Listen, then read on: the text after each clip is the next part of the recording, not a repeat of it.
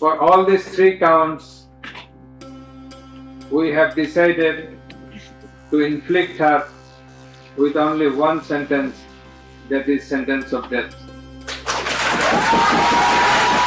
A verdict of death for Bangladesh's ousted Prime Minister Sheikh Hasina on Monday, concluding a months-long trial that found her guilty of ordering a deadly crackdown on a student-led uprising last year. Hasina was not present in court and has been living in exile in New Delhi.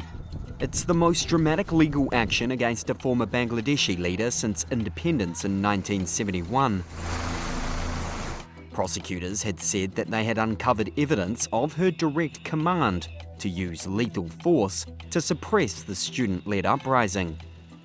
A United Nations report said up to 1,400 people may have been killed during the protests between July and August last year, with thousands more injured.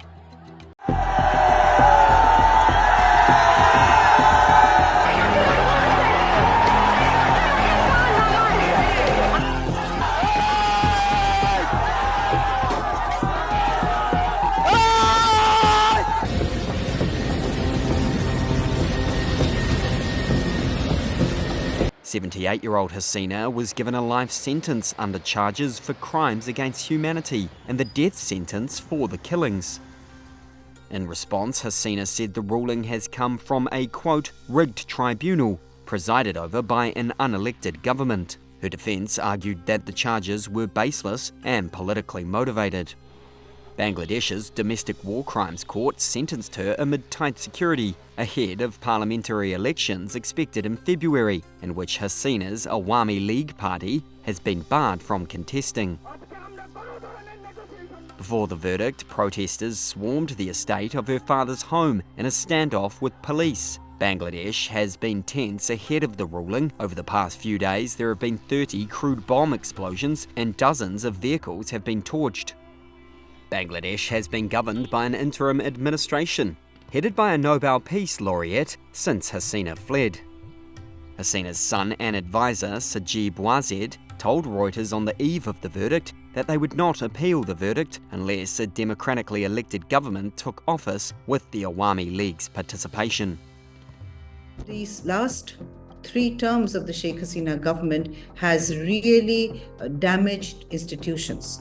Independent institutions, including the judiciary, the National Human Rights Commission, the police, everything had become tainted through political pressure.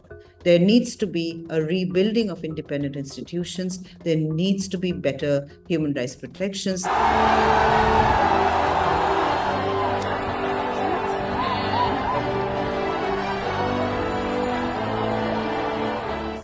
A lot of people have lost their lives in this fight, which really began peacefully only over quotas in government jobs, but escalated because of mishandling by the government, by the absolute arrogance of the political leadership, by excesses of the security forces, into something which was so angry and demanded that Prime Minister step down.